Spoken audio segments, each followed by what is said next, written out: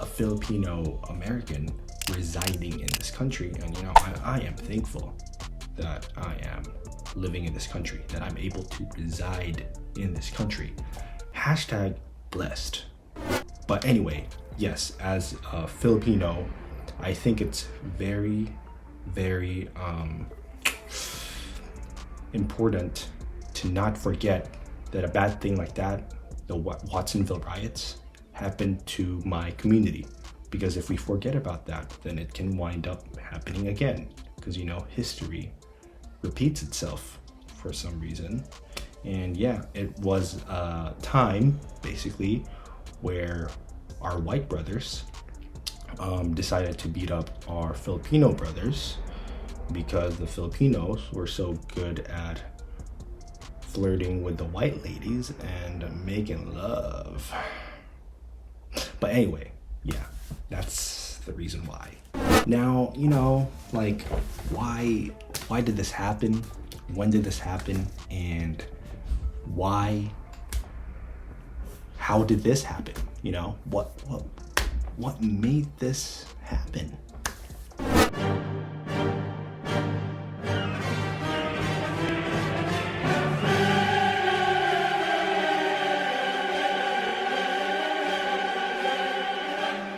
Now, the Watsonville Riots was a period of intense racial violence towards Filipinos from January 19th to 23, 1930.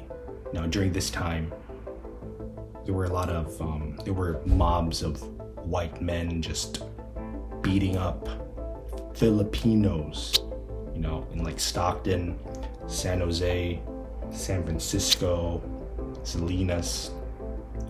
They basically were just hunting down Filipinos like pigs and just beating them up, killing them, you know. And this was like the purge, you know, if it were real and if it was directed towards a certain race, you know what I mean?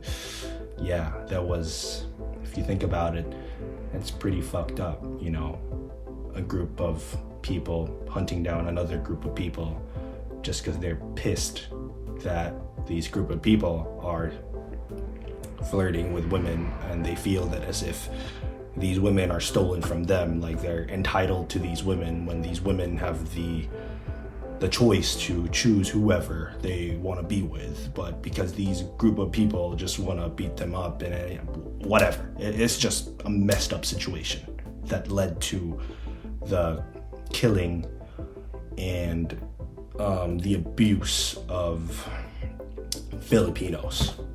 And you know, I would think about this time in American history as a time when Americans were disillusioned during the Great Depression, and because the economy was doing so bad, they were so low in society, these Americans, that they decided to blame it on a group of people, the Filipinos, the ones who were easy to target, you know, blame them for their failures, basically.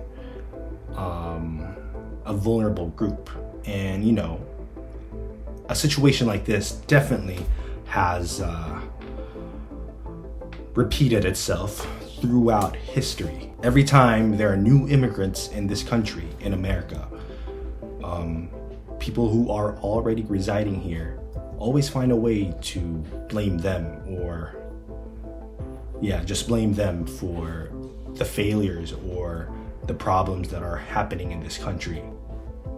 Case in point, there are now hundreds more migrants along this section of the border wall in San Isidro. It's not about Get out of my country. Get out. This is not about you. I'm a U.S. citizen too. Well, whatever. But we have some bad hombres here, and we're gonna get them out. now during this time, during the Watsonville Riots, hundreds, mobs of white men with guns and pistols just roamed the streets in like Watsonville.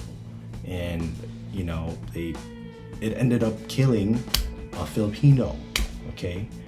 who was trying to hide from them, named Fermin Tabera. And he was 22 years old, you know, so much. He could have had a future, you know, in this country, and he had to be killed because of angry white men.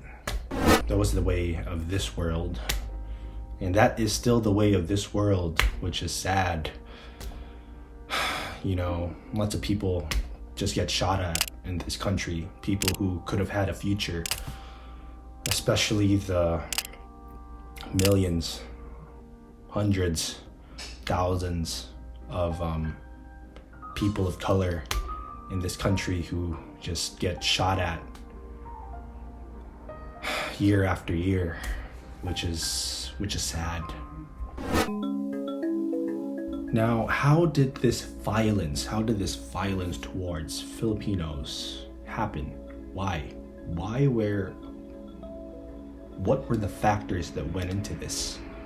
You know, if you think about it. Well, you know, there was the opening of this dance hall where Filipinos could get in the club and could dance with the white women, you know. But during this time, violence was already stoking in the air, basically. And, you know, during this time, there were lots of newspapers just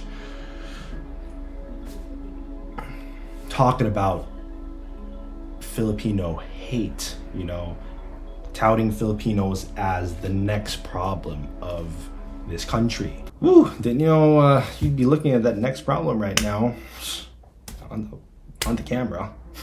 And it's crazy too, because negative sentiments were going all throughout California, and a Pajaro judge, you know, just echoing these statements, just said that Filipinos were unhealthy, undesirable for living wages, you know.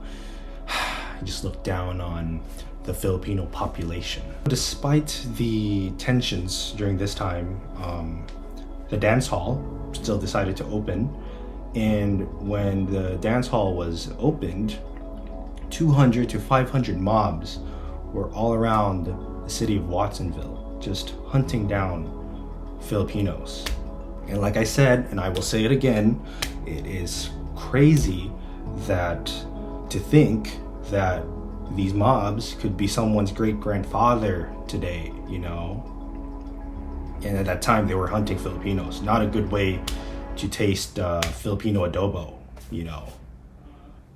I bet that those great-grandfathers right now are able to taste Filipino adobo nowadays, in the present day, in a non-violent way, which is way better, because, you know, I could cook it up for them. You know what I mean? Now, these mobs, okay, attempted to burn down the dance hall, but the owners of the dance hall, you know, repelled the mob, which, you know, I am so thankful for those white guys too who repelled that mob. You know, I'm so glad that there's still people out there who were in that past that, you know, were good because of this people. I'm able to roam freely in the street now. You know what I mean? I mean, I'm not saying that they're the reason why I can roam freely in the street, but what I'm trying to say is that their kindness, you know, knows no bounds. Their kindness was able to just transcend time, basically, which is the present day. A group of young men fired shots at a bunkhouse, and a sleeping Fermin Tabera died. And when he died, that's when the riots started dying down. But you know, the violence still continued elsewhere. And then these events led to the United States slowly trying to grant independence towards the Philippines, you know, because of these events. And also they decided to just limit Filipino immigration to 50 Filipinos a year. And it also repatriated the Filipinos who were already living here. And you know, America deciding to take the first steps towards granting the Philippines towards independence after this period of racial violence and negative sentiment towards Filipinos who were coming here, that was known as the Tidings-McDuffie Act. And you know, when I was in school, when I heard this Tidings-McDuffie Act, or when I was just trying to memorize it in school, when I was just reciting it in class, writing it on paper, I didn't know anything about it. I didn't know shit about it, you know? Like, I just saw, oh, Tidings-McDuffie Act, 2 white guy names and an act towards Filipinos. Like, I did not know the cultural and socio-economic significance, the people who died during this time, the Filipinos who died because of this act, the deaths of the Filipinos that led to this act, the abuse of the Filipinos that led to this act, the immigration, the policies, the colonization, all the things, all the factors that came into this act. As a kid, I was not able to grasp that idea. But reading about this Watsonville riot right now, at the age of 25, right? It's all making sense now. Thank you for listening to this. I hope that you learned something from this video, and I hope that the Watsonville Riots is already in your social awareness, and that as a collective, as a society, we're not going to forget about this, so that this thing won't happen again, won't happen to us again, won't happen to Filipino Americans again, won't happen to Asian Americans again, won't happen to African Americans again, won't happen to minorities, you know, people of color, right? You know, even to white people. It won't happen to white people. Because, you know, we just need to be peace loving to one another. That's all we need. We don't need to beat each other up. We don't need to do riots in each other, you know, because in a decent society where people have manners and where people have a brain, you know, there's something called decency and manners and being kind to your fellow human.